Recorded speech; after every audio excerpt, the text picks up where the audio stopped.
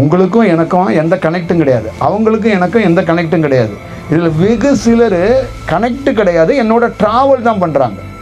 அப்போ கனெக்ட் கிடையாது. அப்போ கனெக்ட்டுங்கிறது என்னன்னா ஒரு கடுமையான, இப்போ நானே வந்து இவங்க வந்து பயங்கரமான ஒரு தியானம் பண்ணுறவங்க அப்படின்னு நான் யாரையும் வந்து மார்க் பண்ணி அறிவிக்கலை பாருங்கள், காட்டல பாருங்கள். அப்போ நம்ம மனிதருடைய கியூரியாசிட்டி என்னன்னா, நான் தான் முருகன்னா அப்போ நீங்கள் முருகன் ரைட்டு, எனக்கு சிவனை பார்க்க வழி காட்டுங்கன்னு நீங்கள் எல்லாம் கேள்வி கேட்பீங்க. புரியுதுங்களா? இப்போ நான் தான் சிவன், ஆனால் அவருக்கு மேலேயும் ஒருத்தர் இருக்கிறாருன்னா நீங்கள் அந்த அவருக்கு மேலே ஒருத்தர் இருக்காரு, நீங்களா அவரை பார்க்கறதுக்கு வழி காட்டுங்க. அப்போ ஒரு மனிதன் கீழ்நிலையில் இருப்பான்ல, இந்த கீழ்நிலையை எடுத்து விடுன்னு சொல்ல மாட்டான். அவன் கேட்குற கேள்வி என்னன்னா, மேலே பிரம்மம் இருக்குல்ல அதை நான் பார்க்கணுமா. எல்லா பேரும் சந்திரக்கலை, சூரியக்கலை, சுழுமனா எல்லாம் பேசிட்டான். அதை இணைக்கணும் ஒன்று இருக்குல்ல, அதுதான் இங்கே விஷயம். அவன் பேசினவன் அத்தனை பேரும் இணைச்சவனை பேசினான், தான் இணைந்தேன் அப்படின்னு சொன்னானா. இதயம் பறக்கிற மாதிரி இருக்கும், ஒரு பயம் இருக்கும், ஒரு மிரட்சி இருக்கும், ஒரு எங்கே வந்திருக்கோன்னு தெரியாத ஒரு ஏதோ ஒரு புதுமையான ஒரு இடத்துக்கு வந்திருக்கிறோம், இந்த மாதிரி ஒரு இடத்த எங்கேயுமே பார்த்ததில்லை அப்படிங்கிற பயமும், அதே நேரத்துக்குள்ள என்னன்னே தெரியாத மனித தன்மையே இல்லாத ஒரு சூழல் அங்கே உருவாகும் அப்படிங்கிறாங்க. அதை நான் வந்து கல்யாணி தீர்த்தத்துக்கிட்ட அந்த மாதிரி பார்த்தேன். ஊர் தூங்கும் உலகம் தூங்குது, ஊர் தூங்குது உலகம் தூங்குது. நான் பேசி வச்சுக்கிட்டு பயணிக்கும் போது ஒரு நாள் ஊரும் உலகமும் விழிக்கும்.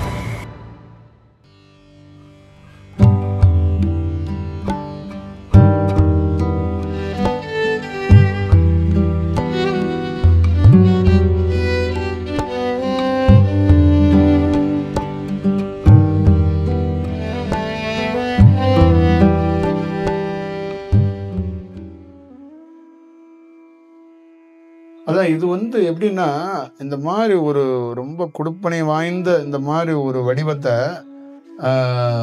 மக்களால் வந்து கூட இருக்கிறவங்களால உணர முடியாது. அது வந்து நிதர்சனமான உண்மை. உங்களை மாதிரி வெகு சிலவர்களால் அந்த தத்துவமாகவும் அதோடைய இருக்கிற அந்த வடிவத்தையும் உங்களால் கொஞ்சம் அனலைஸ் பண்ண முடியும். ஆனால் அதையும் வந்து என்னன்னா, இன்னும் அது அது அது அது வந்து எக்ஸ்போஸ் பண்ணாதான் உங்களாலேயும் அதை கொஞ்சம் அதை வந்து ஒரு என்ன மாதிரி அப்படிங்கிறத ஒரு வடிவமாக வச்சுக்க முடியும். இப்போ இவங்களை பொறுத்தளவுக்கு இப்போ எப்படி இருக்குன்னா, இந்த உரை இந்த வெளிச்சம் உலகம் முழுக்க பரவுனாதான் இவங்களுக்கு வயிற்று வலி அப்போ தான் தொடங்கும். இப்போ வந்து வயிற்று வலி எல்லாம் தொடங்காது. இப்போ ஒரு சின்ன ஒரு மூமெண்ட் இருக்கும். இப்போ அந்த மூமெண்ட் வந்து இது வந்து பரவுது பார்த்தீங்களா, அப்போ இவங்களால வந்து அதை வந்து தாங்கிக்க முடியாது. அப்போ அந்த கியூரியாசிட்டி வந்து அதிகமாகி அது அயன் பாக்ஸ் வெடிச்சிடுற மாதிரி, அதிக சூடாகிற மாதிரி, அப்போ வந்து ஒரு மாதிரி ஒரு ஃபீல் உணர்வும்.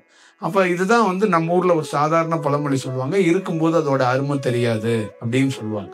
அப்போ இதை வந்து ஒரு நுட்பமாக ஒரு பிரம்மமே தேர்ந்தெடுக்குதுங்கிறாங்க.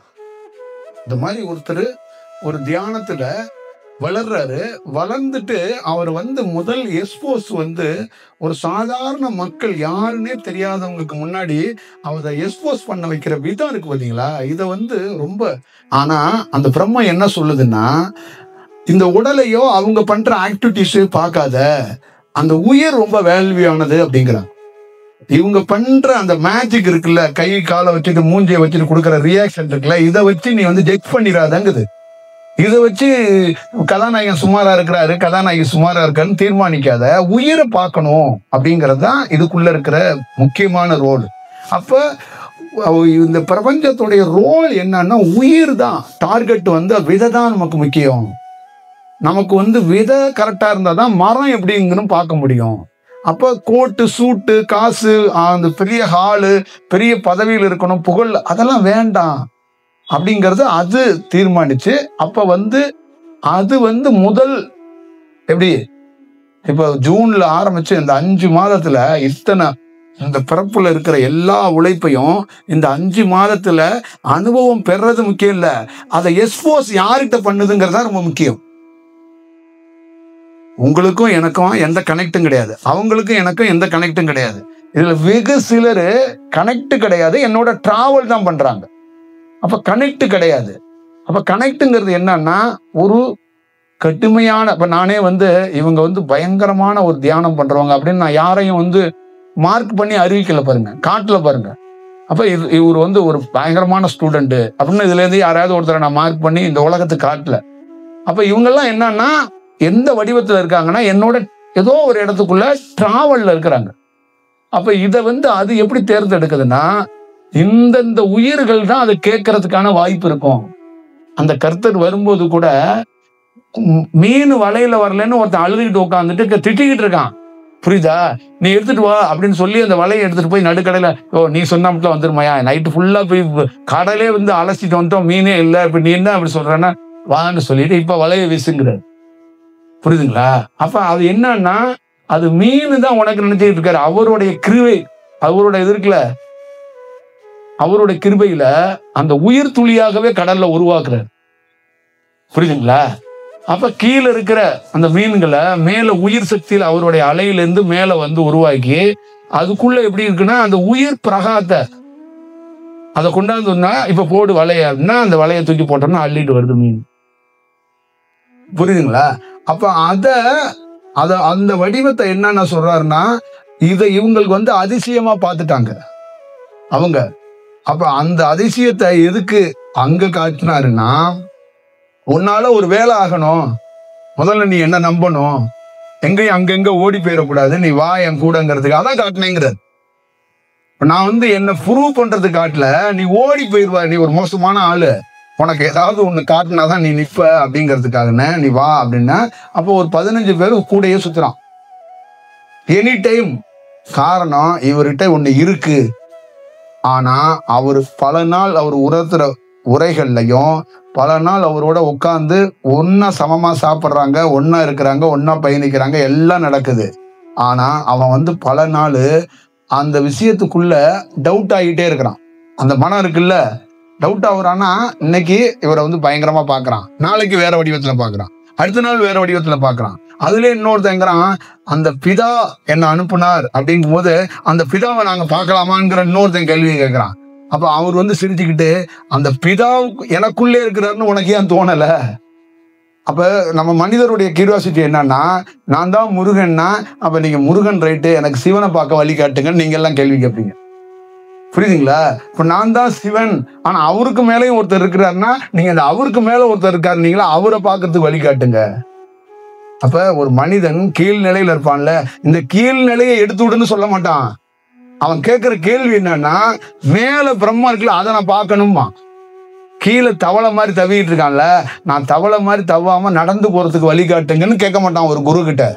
அதானே கேட்கணும், அதானே நிக்கணும், அதானே நிஜம். அப்ப எனக்கு மறைக்கப்பட்டிருக்குல்ல, அது எப்படியாவது விலகணுங்கிறதானே ஒவ்வொருத்தனுக்குள்ளேயும் இருக்கு. நான் யாருன்னு தெரியாம நிக்கிறதுக்கு காரணம் என்னன்னா, உனக்கு ஒரு ஹோல்ஸ் இருக்கு, அதை அடைச்சு பேஸ்ட் போட்டு ஒட்டிட்டாங்க. அதை அப்படியே அந்த ஹோல்ஸை திறந்து விட்டு அந்த பேஸ்ட்டை எடுத்து அந்த அந்த அந்த இடத்த பிரிக்கணும். ரத்தக்கட்டு வந்தா உனக்கு ஒன்று ஒட்டுவாங்க தெரியுங்களா? என்ன ஒட்டுவாங்க? ஒரு பேண்டட் மாதிரி ஒட்டுவாங்கல்ல, அதை கிழிக்கணும். அப்படி அதான் திரைன்னு சொன்னாங்கல்ல, அந்த மாதிரி கிழிச்சா அந்த இடத்துல உனக்கு யாரு நீ யாரு ஏன் பிறந்தங்கிற அந்த ஞாபக சக்தி பிறந்துரும். அப்ப உனக்குள்ள என்ன ஆகும், நீ ஏன் பிறந்த, ஏன் வளர்ந்த, ஏன் இந்த குருவை சந்தித்த அப்படிங்கிறதுக்கான வாய்ப்பு வந்துடும். அப்ப அவர் வந்து நான் எதுக்கும் வரலப்பா, உன்னுடைய நீ யாருன்னு தெரிஞ்சுக்க முடியாத அந்த பேண்டடை கிழிக்கிறதுல நான் கொஞ்சம் எக்ஸ்பர்ட், அதை கிழிச்சு விட்டு போலன்னு வந்தேன் அப்படிங்கறதுதான் அதோடைய வடிவம். அப்ப ஒரு ஒரு ஒரு முதல் உரைகளை யார் மூலியமா எது மூலியமா எப்படி நிகழ்த்துறாங்கிறத பார்க்கணும். அப்போ ஒரு சைலண்டா அவங்க உருவான விதத்தை அவங்க வந்து சொல்றாங்க. அப்ப நீங்க எல்லாம் எப்படி இருக்கணும்னா, அந்த அந்த வடிவத்தை வந்து உங்களால ஜட்ஜ் பண்ண முடியல, அதை வந்து ரிசீவ் பண்ண கூட முடியல. ஒண்ணு. இன்னொரு வடிவம் என்னன்னா, அது என்ன மாதிரி ஒரு ஒரு கான்செப்ட் பேசுறது கிடையாது, அது ஒருத்தருடைய அனுபவத்தை பேசுறாரு. கான்செப்ட் பேசுறதுங்கிறது நம்ம வந்து கீதையை வந்து நம்ம கீதைக்கு ஒரு விளக்க உரை கொடுத்துட்டு இருக்கோம்னா கான்செப்ட், பைபிளுக்கு நம்ம ஒரு விளக்க உரை கொடுக்கறோம்னா அது கான்செப்ட். இப்ப இது கீதையும் பைபிளையும் இது கிடையாது, இன்னொரு புது கீதையை உருவாயிருக்கு. இந்த புது கீதைய முதல்ல லான்ச் பண்றாரு. கீதை உருவாயிருக்கு, நாளைக்கு வந்து இன்னும் பதிப்பகத்துக்கு போகல, இந்த கீதை உருவாயிருச்சு, இந்த கீதையோடைய முதல் பக்கம், 2வது பக்கம், 4வது பக்கம், 5வது பக்கம் நான் வாசிக்கிறேன், நீங்க கேளுங்க அதே மாதிரி இந்த கீதை உருவாக்கப்பட்ட விதம் எப்படி உருவானுச்சுங்கிறதையும் நான் கொஞ்சம் கிரிப்பா உனக்கு சொல்றேன். ஆனா முழு வடிவத்தையும் நீ இதை படிச்சு இதை உணர்ந்து உன்னோட டிராவல்லே தெரிஞ்சுக்க அப்படிங்கிறத சொல்றாங்க. இதுதான் இன்னைக்கு நம்ம கொடுக்கப்படுற ஒரு வடிவம். அப்ப ஒருத்தருடைய அனுபவத்தை அவரு இரவு பகல் பாராத அந்த தியானம் பண்ண அனுபவத்தை, அதுக்கு காரணமாக பல அலைவரிசைகள் இருந்த அலைவரிசைய ஒரு யாருன்னே தெரியாத ஒரு மக்கள்கிட்ட அது பிரகடனப்படுத்துற விதம் இருக்குல்ல, அதை சொல்றது இருக்குல்ல, அது எவ்வளவு பெரிய விஷயம். அத பெரிதுபடுத்தாம, அதான் அங்க கவனிக்கணும், பெரிதுபடுத்தாம இது ஒரு சாதாரண ஒரு வழிபோக்கர் மாதிரி ஒரு ஒரு ஒரு இங்க ஒரு சொல்லுங்க, ஞாபகம் வச்சுக்கோங்க. ஒரு தேசம் இருக்குல்ல, இன்னைக்கு இந்தியாவில் இவ்வளவு பெரிய தேசம், இவ்வளவு பெரிய மாநிலம் இருக்குல்ல, இந்த 140 கோடி பேர் சேர்ந்து உட்கார்ந்தா கூட இந்த அனுபவத்தை பெற முடியாதுங்கிறாங்க. இப்ப உலகத்துல இருக்கிற 1000 கோடி 2000 கோடி ஜனங்களும் ஒன்னா உட்கார்ந்தா கூட இந்த அனுபவத்தை பெற முடியாதுங்கிறாங்க. அப்படியாப்பட்ட ஒரு பொக்கிஷமான ஒரு அனுபவம். இந்த உலகத்துல இருக்கிறவங்க எல்லா பேரும் சந்திரக்கலை, சூரியக்கலை, சுலுமனா எல்லாம் பேசிட்டான். அதை இணைக்கணும் ஒண்ணு இருக்குல்ல, அதுதான் இங்க விஷயம். அவன் பேசினவன் அத்தனை பேரும் இணைச்சவனை பேசினான், தான் இணைந்தேன் அப்படின்னு சொன்னானா, அதுதான் இங்க வேணும். இணைச்சவனை பேசினான். திருமூலர் இணைச்சாரு, காகபச்சுண்டர் இணைச்சாரு, அகத்தியர் இணைச்சாரு, போகர் இணைச்சாரு, சிவன் இணைத்தாரு, அல்லாஹ் இணைச்சிச்சு, கர்த்தர் இணைச்சாருன்னு சொன்னான். நான் இணைத்தேன் அப்படின்னு எந்த குரு இந்தியாவுல பேசினான்? அதுதான் வேணும். நான் இணைத்தேன்பா சந்திரக்கலையும் சூரியக்கலையும் நேரா எடுத்துட்டு போய் நான் என்ன பண்ணேன், சுழுமுனையில கொண்டு வைத்தேன் அப்படின்னு சொல்ல முடியுமா? இது என்னன்னு கேட்டீங்கன்னா, உலகமே சம்பிச்சிரும். ஒருத்தன் இணைக்காதவன் சொன்னானா எதை வேணாலும் பொய்ய உரைத்தரலாம். இந்த சந்திரக்கலையும் சூரியக்கலையும் இணைத்தேன் என்ற பொய்யை எவனாலையும் உரைக்க முடியாது, உரைத்தர முடியாது. அவன் நாவே வெட்டி எடுத்துருவாங்கிறாங்க. இதை உரைக்க முடியாது. அப்ப இத ஒருத்தன் வெளிப்படுத்துறாங்க. இங்க திருவண்ணாமலையில உரை நிகழ்த்தப்படல, வகுப்பு நடக்கல, சத்சங்க நடக்கல, ஒரு ஒண்ணு உருவாயிருக்கு, அதை வெளிப்படுத்து. இதுதான் அதோடைய வடிவம். அது எப்படி வெளிப்படுத்துது பாருங்க. அது ரொம்ப ரொம்ப கான்சியஸா, ரொம்ப கவனமா, அதை அப்படி இப்படி போயிடாம ரொம்ப கவனத்தோட அது வெளிப்படுத்துது. நீ என்ன அப்படி இப்படி நினைச்சிடாத, அந்த மாதிரி வடிவம் இந்த மாதிரி வடிவம் எல்லாம் பாத்துறாத. ரொம்ப சாதாரண ஒரு எளிமையா, ஒன்னலப்பா இந்த மாதிரி ஒரு சந்திரன் ஒரு சூரியன் இதை அப்படியே இணைச்சு போய் மேல போய் அப்படியே உட்காந்து இந்த பாட்டி அப்படியே உட்காந்து மேல போய் ஒரு நவாப்பழம் வித்துக்கிட்டே இருந்தப்பா ரொம்ப நாள். நவாப்பழம் வித்துக்கிட்டு இருக்கும்போது திடீர்னு ஒரு சின்ன பையன் சுட்ட பழம் வேணுமா சுடாத பழம் வேணுமான்னு கேட்டான். அந்த மாதிரி ஒருத்தருடைய அனுபவத்தை சொல்றது இருக்குல்ல, அதுக்கு சொல்றதுக்கு காரணம் இந்த உலகத்துல இந்த மாதிரி நிஜத்தை இப்படித்தான் சொல்லப்படணுமா. ஏன்னா அந்த நிஜம் உருவாகி நிற்கும் போது அங்க எல்லாம் ஊர் தூங்குமா. அதான் சொல்லிட்டேன், உலகம் தூங்குமா. ஏன்னா எல்லாம் மாயை இல்ல, காது அடைச்சு இருக்கு. காது இருந்தும் காது அடைச்சு போய், கண்ணு இருந்தும் கண் அடைச்சு போய், கால் இருந்தும் கால் அடைச்சு போய், எல்லாம் செயலிழந்து போய் இருக்குமா. அதுங்க வேற ஒரு சவுண்டு கேட்டா ஏஞ்சி ஓடுமா. இறை சவுண்டு கேட்டா கேட்காத மாதிரி உட்காந்துருக்குமா. இந்த ஊர் புள்ள உலகம் புள்ள ஏன் செவிடா இருக்குன்னா இறை சத்தம் கேட்கல. இவங்க ஊதிட்டு லோக்கல்ல சங்க ஊதிட்டு தப்படிச்சுட்டு இறை சத்தம்னு போறாங்களா, அது பேர் இறை சத்தம் இல்ல, அது இறைச்சல். புரியுதுங்களா? உண்மையான பிரணவ ஒளியோட சத்தத்தையோ, உண்மையான அந்த ஓமோட சங்கோட சத்தத்தையோ, அந்த நாதத்தோட சத்தத்தையோ இவங்க எவனும் கேட்டது கிடையாது. இந்த இறைச்சலை கேட்டுட்டு ஓம் நமச்சிவாயன்னு போயிட்டு இருக்காங்க. இறைச்சல் இது சங்கொலியோ, இது உண்மையான நாதமோ, உண்மையான அந்த பிரணவத்துக்கான இந்த பிரபஞ்சத்துக்கான சவுண்டு இல்ல அது.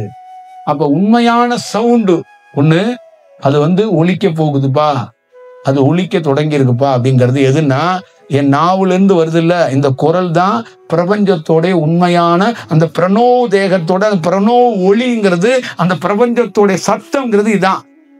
இது குரல் இல்ல, இது சத்சங்க இல்ல, இது பிரபஞ்சத்திலிருந்து இசைக்கப்படுகிறது. எப்படி இசைக்கப்படும் அப்படின்னா, இந்த மாதிரி அனுபவம் பெற்றுட்டா இந்த சவுண்டு கேட்குமா. திருச்செந்தூர்ல போய் ஒரு செவுத்துட்ட வச்சோன்னா அலையோட சவுண்டு கேட்கணும் உங்களுக்கு சொல்லுவாங்கல்ல, அந்த மாதிரி இப்படி ஒருத்தர் உருவாயிட்டார்னா அவர் எனி டைம் அவரை ஸ்டாப் பண்ண முடியாதான். எப்பயாவது ஒரு இடி இடிக்கும் போது, ஒரு மின்னல் மின்னும் போது நீ பதறல, ஒரு ஞானி இந்த மாதிரி உருவாயிட்டானா எப்பயுமே மின்னலா இடியா இடிச்சுக்கிட்டே இருப்பானா, ஸ்டாப்பே பண்ண முடியாதான். மைக் வச்சு கேமரா வச்சு பேசுறது வேற, இதை ஸ்டாப் பண்ண முடியாதான், கொட்டிக்கிட்டே இருக்குமா. எனி டைம் ரெயின், மழை பெஞ்சுக்கிட்டே இருக்குமா எல்லா சீசன்லையும் அப்படி. அதனாலதான் சொன்னாங்க, இந்த மாதிரி ஒருத்தர் இருக்கிற இடத்துல சுத்தி வெப்பம் இருக்குமா, நடுவுல ஐஸ் இருக்குமா. அது என்ன பண்ணும்னா இந்த வெப்பமே அந்த ஐஸை உருக்கி அப்படியே நீரா ஓடிக்கிட்டு இருக்குமா. இந்த வெப்பம் உருக்கி அதே ஐஸ் அப்படியே எப்பொழுதும், இது எனி டைம் நடக்குமா. அங்க சூரியனுக்கு வேலை இல்லை, சந்திரனுக்கு வேலை இல்லை. ஏன்னா சந்திரன் வெப்பமா இருந்து இந்த சூரியன் வெப்பமாக இருந்து இந்த சந்திரன் பனியை உருக்கி குட்டிக்கிட்டு இருக்கு. அதனால ஆகாயத்துல இருக்கிற சூரியனுக்கோ ஆகாயத்துல இருக்கிற சந்திரனுக்கும் அங்க வேலை இல்லை. நாங்க சந்திரனையும் சூரியனையும் வேற வடிவத்தில் இருக்கிறோம் தான் கைலாய மலையில இயங்குது. புரியுதுங்களா? அப்ப ஒரு பெரிய ஞானி எப்படி அந்த சூரியனை கீழே கொண்டாந்து வெப்பமாக வச்சுக்கிட்டு, அந்த சந்திரனை கீழே கொண்டாந்து கூலிங்கா வச்சுக்கிட்டு ஒரு இடத்துக்குள்ள உட்கார்ந்துருப்பானா. அப்போ ஒரு அருவி, ஒரு மலை, ஒரு கிளவுடு, அந்த மாதிரி ஒரு இடத்துக்குள்ள போகும்போது அப்படி நீ இல்ல நான் போய் அனுபவிச்சிருக்கிறேன் அப்படின்னு நிசப்தமாயிருவோம். கையை பறக்கிற மாதிரி ஒரு சூழலும், இனம் புரியாத ஒரு சூழல் உருவாகும். இந்த சூழலை நான் பொதிகை மலையில பார்த்தேன். இனம் புரியாத, இனமே என்னன்னு புரியாது, அப்படி ஒரு இதயம் பறக்கிற மாதிரி இருக்கும், ஒரு பயம் இருக்கும், ஒரு மிரட்சி இருக்கும், ஒரு எங்க வந்திருக்கோம்னு தெரியாத ஒரு ஏதோ ஒரு புதுமையான ஒரு இடத்துக்கு வந்திருக்கிறோம், இந்த மாதிரி ஒரு இடத்த எங்கேயுமே பார்த்தது இல்லை அப்படிங்கிற பயமும், அதே நேரத்துக்குள்ள என்னன்னே தெரியாத மனித தன்மையே இல்லாத ஒரு சூழல் அங்க உருவாகும் அப்படிங்கிறாங்க. அதை நான் கல்யாணி தீர்த்தத்துக்கிட்ட அந்த மாதிரி பார்த்தேன்.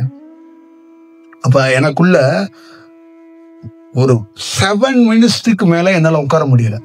அங்க எவனும் கிடையாது. 7 நிமிடத்துக்கு மேல என்னால உட்கார முடியல. ஏன்னா அந்த அந்த இடம் எப்படி இருக்குன்னா, ஒரு பெரிய ஒரு போர் நடந்துக்கிட்டு எப்படி இருக்கும், அந்த மாதிரி ஒரு அப்படியே அந்த இடமே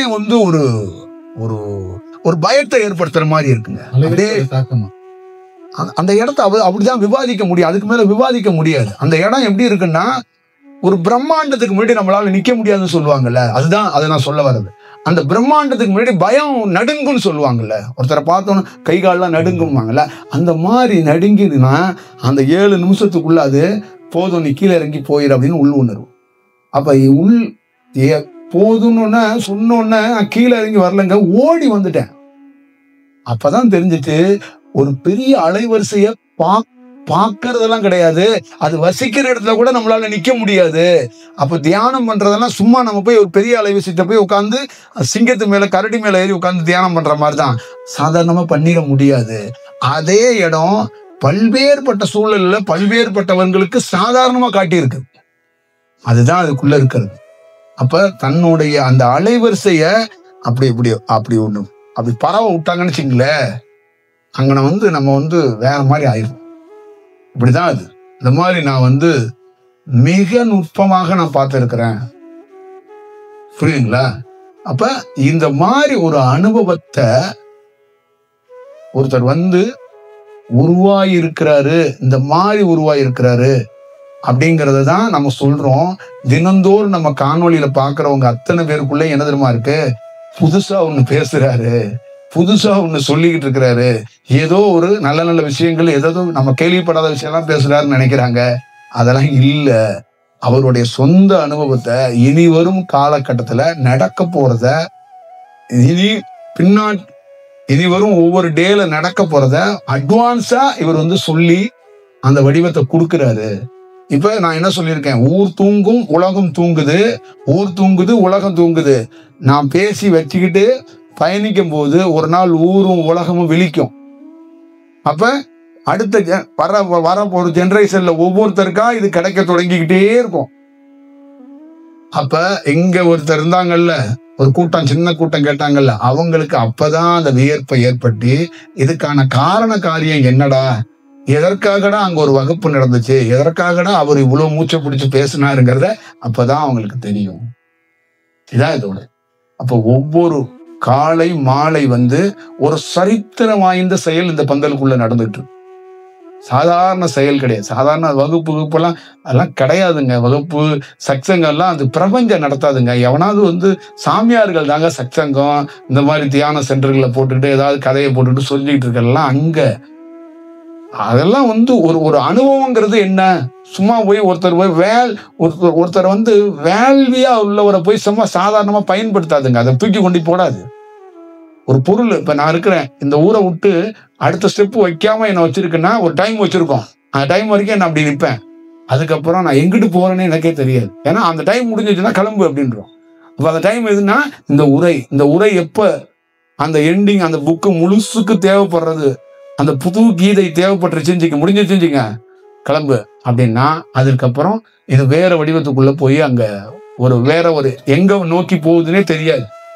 அது ஒரு சூழல் உருவாகும். இதுதான் அதுக்குள்ள இருக்கிறது. இப்ப இந்த மாதிரி ஒரு செயல் வடிவத்தை இங்க இருக்கிற அத்தனை பேத்துக்குள்ளயும் ஒரு பெரிய அதை கண்டுபிடிக்க முடியாதுங்கிறத நிதர்சனமா புரிஞ்சுக்கணும்.